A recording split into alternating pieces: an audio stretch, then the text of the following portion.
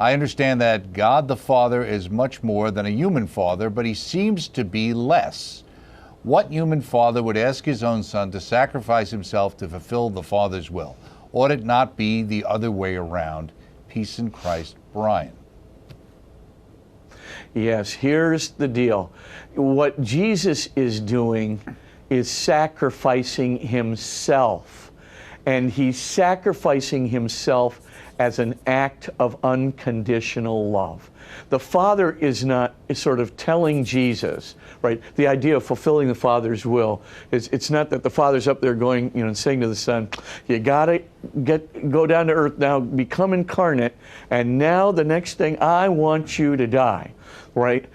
What's going on here is that the Father is, as it were, permitting the Son, the second person of the Trinity, to come to incarnate himself and to give himself in complete self-sacrifice. Remember what I said a little earlier in the show, that what we're dealing with here, when we're dealing with self-sacrifice, is Jesus's definition of love.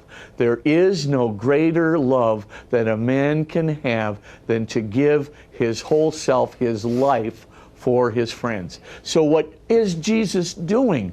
He is giving himself, right? He is literally sacrificing himself intentionally to bring an unrestricted act of love into the world. Why would he want to bring an unrestricted act of love into the world? Because bringing that love into the world, making it real within the world, with its infinite capacity to extend love, mercy, compassion, forgiveness, right, and healing to everyone who believes in it and comes into it, is Jesus's whole reason for being here. It's literally, I'm not just gonna talk about love. I'm talking about bringing love, real love, through a real, concrete, historical action. And the highest form of love is self-sacrifice, to give one's whole self away for the good of the other. That's going to be the redemptive act that's going to redeem us all as believers in Jesus. Now that's his intention. And because it is his intention, know then that we are saved. Now, does the Father have a similar intention? Yes. He's not demanding this of the Son. The Son asks the Father in the Garden of Gethsemane, let this cup pass for me unless it's your will, right? In other words, Jesus is telling the Father, I want to do what's going to redeem the world. He knows what the Father's will is. The Father's will is to, remember, as I've said in other shows, optimize love, optimize salvation, and optimize good in our lives.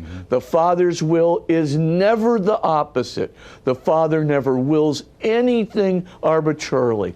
The Father's will is undifferentiable from unconditional and perfect love. So when Jesus says, but if not, then thy will be done, what he's saying is, then thy unconditionally and unrestrictedly perfect, loving will be done. And of course, he wants to be in conformity with that unconditionally and perfect loving will, because that is what's going to redeem the world. And if that's what's necessary to redeem the world, so that darkness, the devil, no human sin can ever again overcome and become dominant in the world, then Jesus says, then thy will, thy unconditionally loving will be done. So you got to get that image out of your mind. It's a great question, but you got to get that image out of your mind that the Father's up there going, to the Son, okay, go down, and die. That's what I will for you. It's not that at all. It's really a dialogue between the Father and the Son as to how to bring the unconditional love into the world that will save the world forever.